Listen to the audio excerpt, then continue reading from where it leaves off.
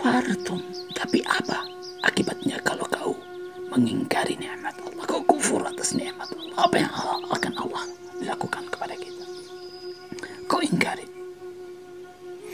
kau tidak terima.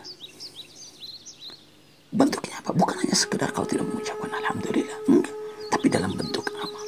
Allah berikan kamu kenikmatan, tapi kenikmatan tersebut kamu hanya memanfaatkan untuk hal-hal yang diharamkan oleh Allah. Allah Akbar, itu kufur nikmat.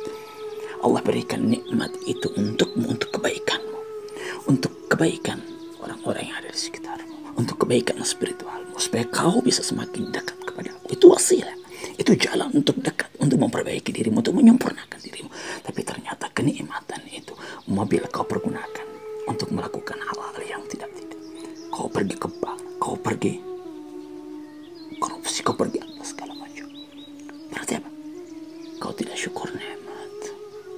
Uang kau manfaatkan untuk hal-hal yang tidak diinginkan oleh Allah. Kau berjudi, kau berikan minuman keras, berarti kau tidak bersyukur.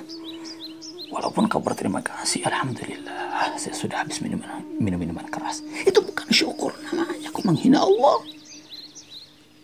Kau manfaatkan nikmat Allah untuk hal-hal yang tidak diridai oleh Allah, murka Allah. Seperti Anda memberikan kepada anak Anda, kepada seseorang, lalu kemudian harta yang Anda berikan itu di depan mata Anda lihat langsung, dia lakukan, dia berikan, dia manfaatkan untuk hal-hal yang tidak engkau ridhai, yang tidak baik. Kau pasti akan murka. Dan kalau dia datang lagi meminta, kau tidak akan apa? Kau tidak akan berikan, kan begitu. Begitu juga dengan Allah. Lain kafartum, kalau kau ingkari dengan perbuatan, diberikan jabatan, kau minta jabatan, diberikan, tapi kemudian kau tidak manfaatkan untuk apa? Untuk kebaikan masyarakat, untuk kebaikan dirimu, tapi hanya kau manfaatkan untuk apa? Untuk mengambil manfaat sebesar-besarnya untuk dirimu, untuk partaimu, untuk kelompokmu. Jangan. Kau bekerja bukan untuk partai, kau bekerja untuk Allah. Kau jadikan partai wasilah untukmu, wasilah, tapi jangan bersandar kepada mereka. Jangan takut.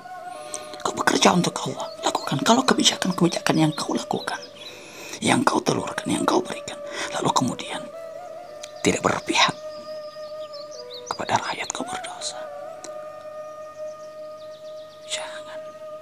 Jangan hanya sekedar untuk partaimu. Jangan. Kau bekerja untuk Allah.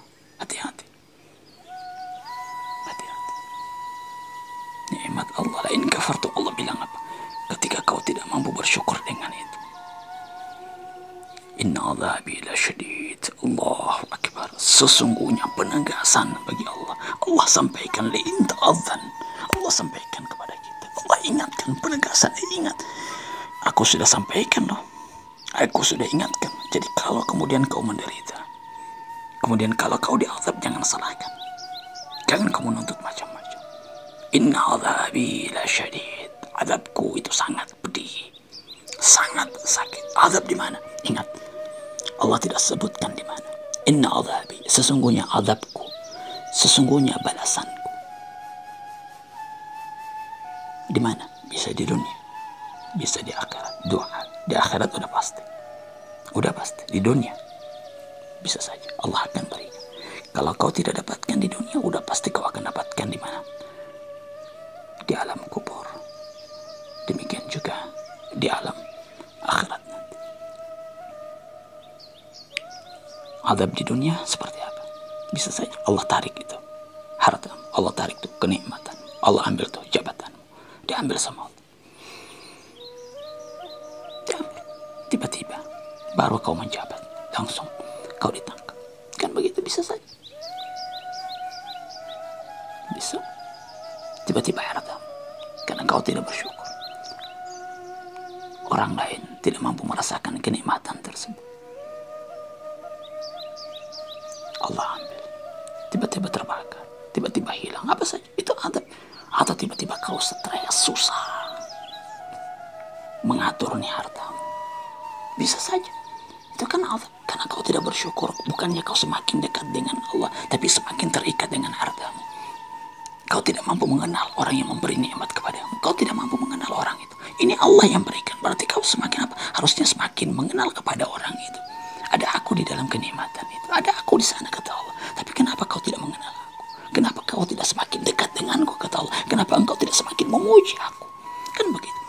Tapi ternyata engkau hanya semakin bersandar dengan uang. Kau semakin bersandar dengan harta dan jabatan. Tapi kau tidak mengenal aku yang memberi itu kepadamu. Berarti apa? Berarti azabku akan ada. Azabnya Allah. Kau semakin jauh dari Allah.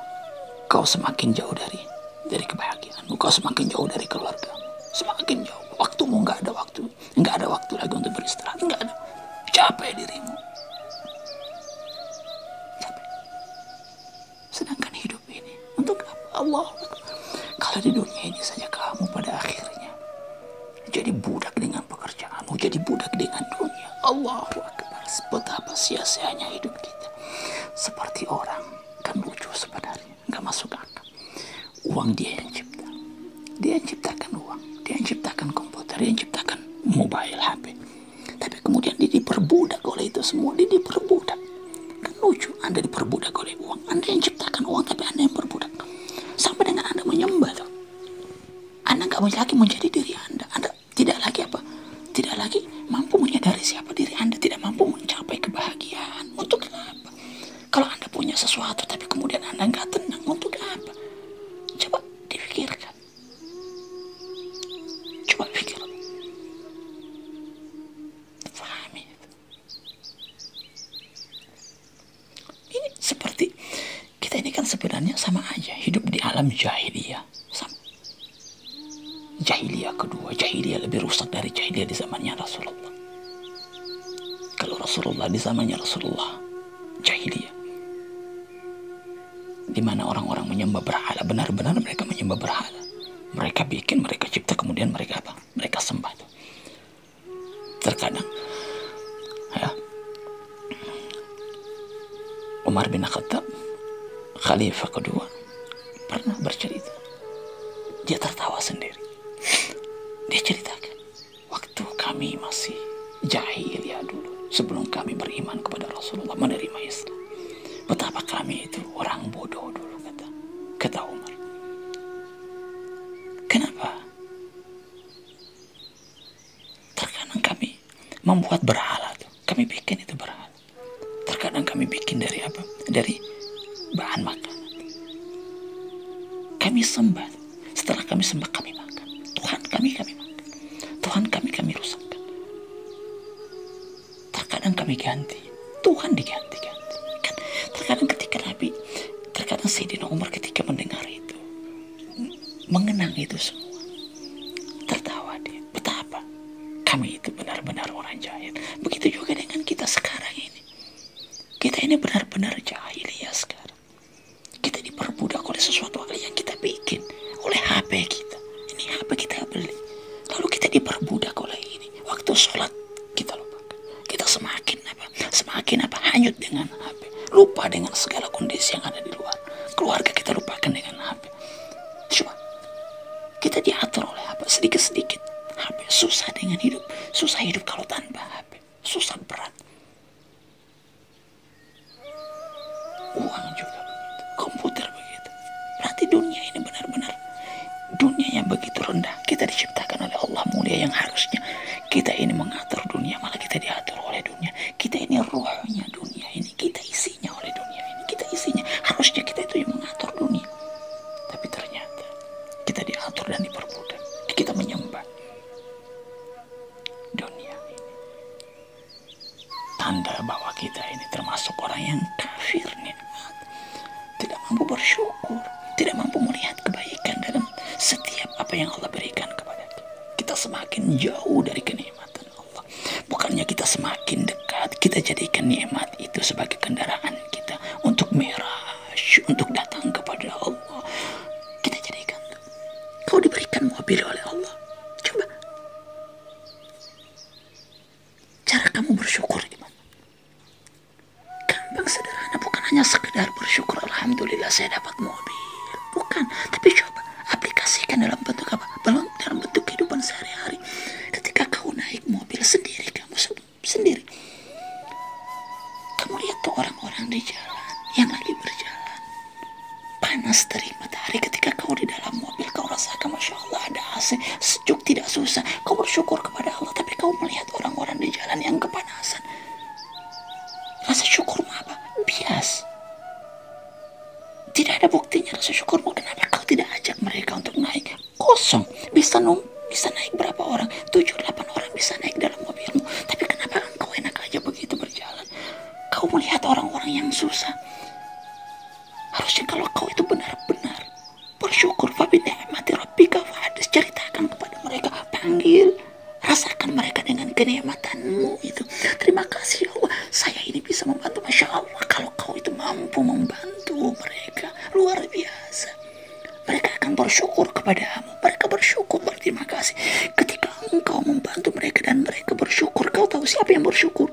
Bukan mereka yang bersyukur, tapi Allah yang bersyukur kepadamu. Terima kasih wahai hambaku, aku sudah berikan kenikmatan kepadamu.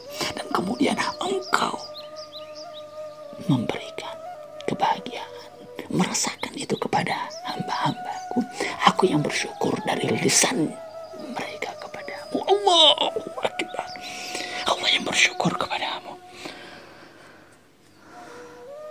Ketika engkau membantu mereka dan mereka bersyukur kepadamu, coba rasakan.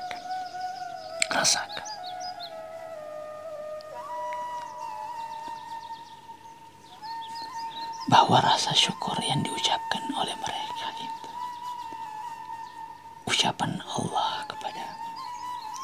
Coba rasakan aja, kau tidak menyadari itu. Kau belum sampai pada makam itu. Wallahi Allah yang sedang bersyukur kepadamu. Allah yang sedang mengungkapkan rasa terima kasihnya kepadamu. Mereka adalah hamba-hamba Allah.